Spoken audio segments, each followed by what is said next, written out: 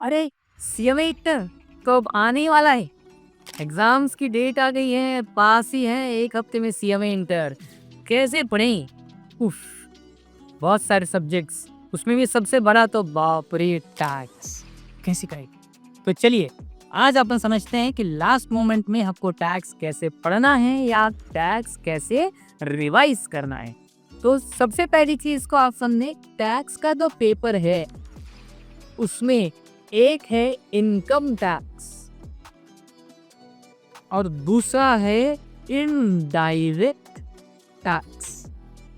Income tax आएगा 50 marks का, व इनडायरेक्ट टैक्स आएगा 50 मार्क्स का। इसी इनडायरेक्ट टैक्स में जीएसटी और कसकत दत्ती। तो फिलहाल मैं आज से चर्चा करता हूँ कि इस इनकम टैक्स में 50 नंबर की तैयारी कैसे करें। तो पहली चीज, क्वेश्चन पेपर में आप लोगों के लिए एमसीक्यूज बहुत इंपॉर्टेंट है। आप अगर मान लो पहला एमसीक्यू का क्वेश्चन आपने सही बना दिया, मतलब आपका पेपर अच्छा चला गया। पहली चीज ध्यान रखिएगा कि एमसीक्यू थोड़ा सा रिलैक्स होकर रहे, हड़बड़ी में नहीं। पहले बनाना है या लास्ट में बनाना है वो आप कंसीडर हो सकता है, ठीक है, लेकिन थोड़ा रिलैक्स होकर बनाइएगा। तुरंत पर टिक करने वाला काम मत कीजिएगा, बहुत आराम से एमसीक्यू बनाइएगा, ठीक है। हाँ, लेकिन एमसीक्यू पहले भी बना सकते हैं, लास्ट में बना सकते हैं, जैसा आप चाहें, लेकिन एक साथ नहीं है, मतलब पूरे एमसीक्यू एक साथ, 5 पहले फिर बीच में 5 फिर आखिरी बाद, ऐसा मत करिएगा, ठीक है। एक साथ बनेगा एमसीक्यू। इसके बाद सब्जेक्टिव। तो आपको क्वेश्चन पेपर कैसे सॉल्व करना है, कौन सा पेपर आता है, पहले तो पूरा क्वेश्चन पेपर आराम से पढ़िए। क्वेश्चन में ना पार्ट होते हैं, जैसे 5 का ए 5 का बी, 4 का ए 4 का बी, 3 का ए 3 का ई।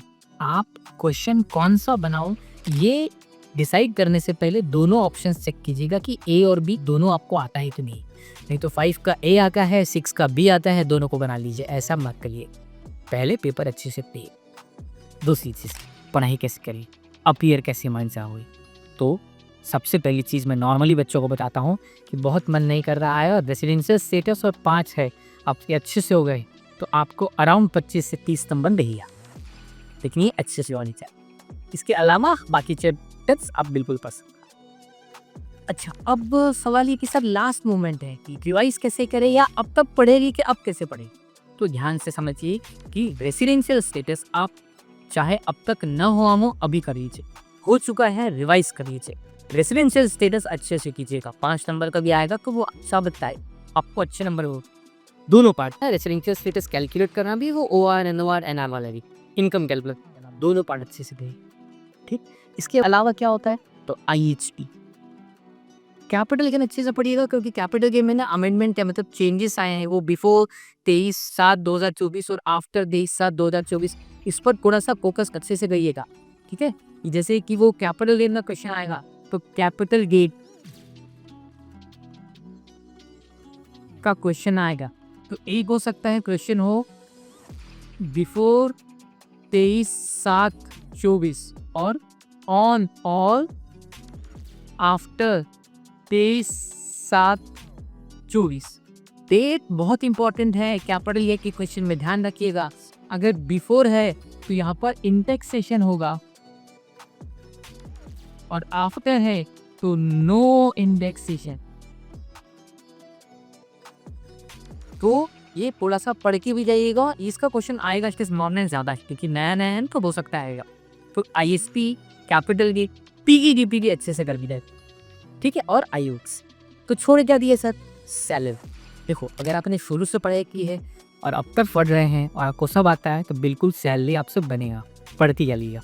लेकिन लास्ट मोमेंट है, अगर आपका ऐसा लगता है कि सर अब क्या पढ़ें, तो अब लास्ट मोमेंट में सैलरी आपसे थोड़ा सा टफ पड़ेगा पढ़ना, तो उसकी जगह पर 4 हेड के बाद आप कोशिश कर लीजिए clubbing, set of, carry forward, ये पढ़ लीजिए।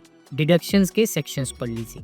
टैक्स कैलकुलेशन में ध्यान रखिएगा कि रिजीम का, अगर क्वेश्चन में लास्ट में लिखा हुआ है SSC opting for default regime, मतलब न्यूज़ लैब से बनाना है। अगर लिखा है शिफ्टेड फ्रॉम डिफॉल्ट रिजीम या opted out from default regime, तो हमको ओल्ड स्लैब से बनाना है।